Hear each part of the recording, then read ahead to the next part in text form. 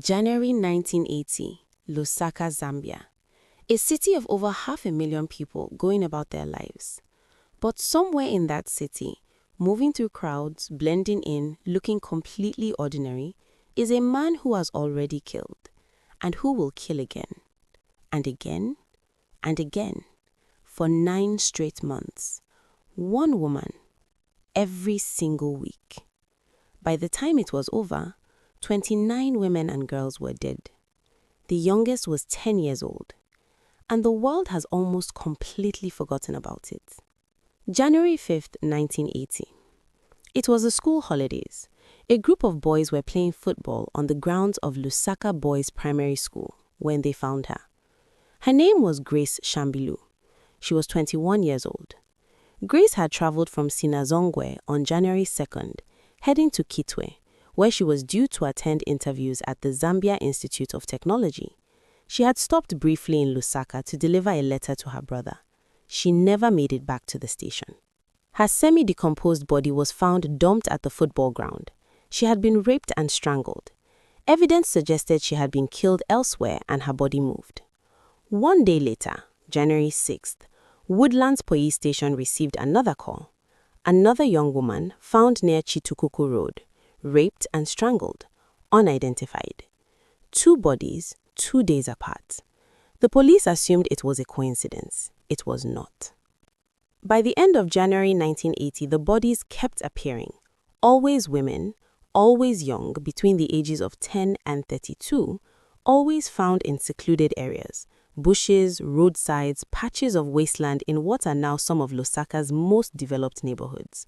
The land where Manda Hill Shopping Center now stands, where Arcades is, where Winners Chapel sits in Libala.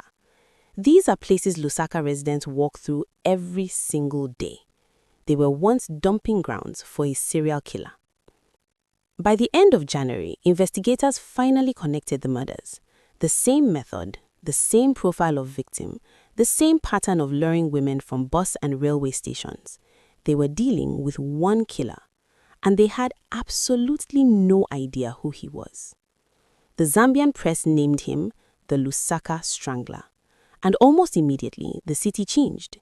Nurses began sleeping at the hospital rather than traveling home at night. Women stopped going to bars and clubs. Parents kept their daughters indoors. The government implemented a dusk-to-dawn curfew. Police posted warnings in newspapers and on posters. Women should be vigilant of strangers offering to escort them home. And the killer, reading those same newspapers, simply adjusted and kept going. Milton Sipalo was a soldier. He was stationed at Kabwe military camp, roughly 140 kilometers north of Lusaka. But he traveled to Lusaka regularly, and nobody questioned a soldier moving through the city. On the surface, he was completely unremarkable. Average build, ordinary face. He blended into any crowd without effort. But beneath that ordinary exterior, according to court documents and psychiatric evaluations, Sipalo was suffering from severe untreated schizophrenia, delusions, hallucinations, a fractured relationship with reality. His method was calculated in its simplicity. He would approach a woman traveling alone, usually at a bus terminal or railway station. He would offer help, offer company, sometimes a drink, sometimes a place to stay for the night. He was charming enough that women trusted him. He spoke Luzi, a language of Western Zambia, which would later become the key to catching him. Once alone with his victim, he would rape and strangle them. Then he would arrange the scene, deliberately. He left bottles positioned around bodies. He placed coins on victims. He left handwritten notes near corpses, mocking the police, taunting investigators. One note left near the body of 15-year-old Miriam Chiwala read, "Nothing to say, guys. No woman now. Please, my friend, be careful how you walk." He wasn't hiding. He was performing. By March 1980, the police were under enormous pressure. Politicians were demanding answers. The press was running front-page stories every week. The public was terrified, and the bodies kept coming. Superintendent William Mundia was put in charge of a special investigation team, codenamed Operation Rosemary. They mapped every crime scene, they studied every victim, they interviewed every known sex offender and violent criminal in Lusaka. Nothing. They offered a reward of 10,000 kwacha, a significant sum, for information leading to an arrest. Still nothing. The public called on the government to bring in Scotland Yard from Britain. The government refused. Zambian police would handle it. Operation Rosemary deployed plainclothes female detectives, Lozi-speaking women, to bus and railway stations, posing as travelers. The idea was to draw the killer out. He never approached them. It was as if he knew. In August 1980, the killings suddenly stopped. For one entire month, silence. The city exhaled. People dared to hope it was over. Then September arrived, and he came back. September 7th, 1980. A woman had traveled from Chingola to Lusaka with her baby. On the bus, she had befriended another woman traveling to Petaoke. When they arrived in Lusaka, there were no connecting buses until morning, so they decided to spend the night at the bus terminal. Two soldiers approached them. They asked to see their women's national registration cards. Then, they invited the women to spend the night at a nearby guest house. They refused. But one of the soldiers picked up the Petaoke woman's bags and walked away with them. She followed to get her bags back. She was never seen again. The other soldier then turned his attention to the remaining woman. He told her that her friend was already asleep at the guest house. She followed. His name was Milton Sipalo. What happened next, she survived to testify about in detail. Sipalo attacked her. He strangled her until she lost consciousness. He believed she was dead. She wasn't. When she came to, Sipalo was gone. She was alive, and she remembered everything: his face, his voice, his Lozi accent. Her name was Josephine Nora Mukatasha, and she was about to end the reign of the Lusaka Strangler. On September 16, 1980, Josephine Nora Mukatasha walked back into the old Kamwala bus station, accompanied by police officers.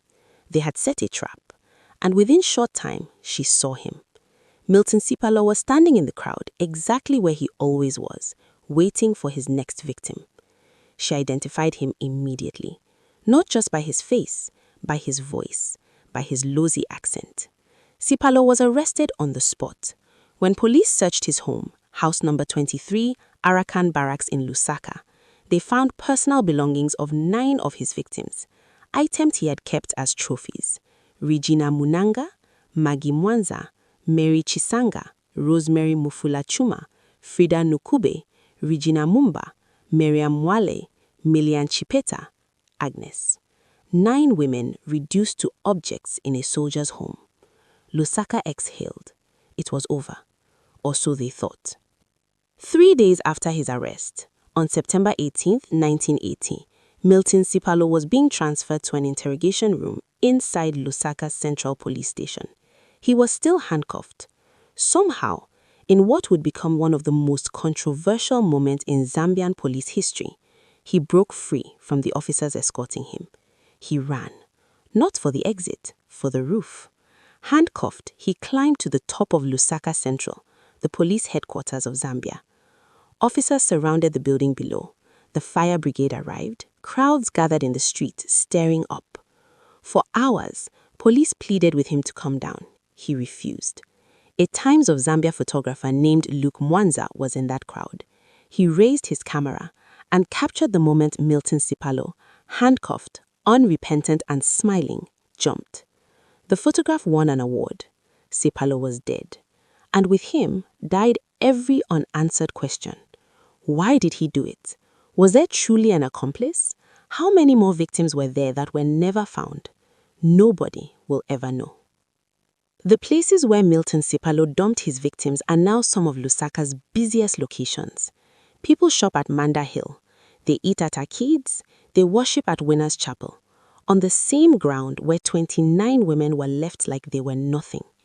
Sipalo is credited as the most active serial killer in recorded history, murdering more victims in a shorter period of time than any other known serial killer in the world. 1 victim every single week for 9 months. And yet, outside of Zambia, almost nobody knows his name. The victims, Grace, Miriam, Lita, Regina, Maggie, and 24 others deserve to be remembered, not as statistics, not as footnotes in a police report, but as the young women they were with entire lives ahead of them, who made the mistake of trusting a stranger. The Lusaka Strangler died on a rooftop before he could face justice. But the least we can do, the very least, is make sure their victims are never forgotten. This is Africa Unsolved. Share this video. Someone who needs to hear this story will find it because of you.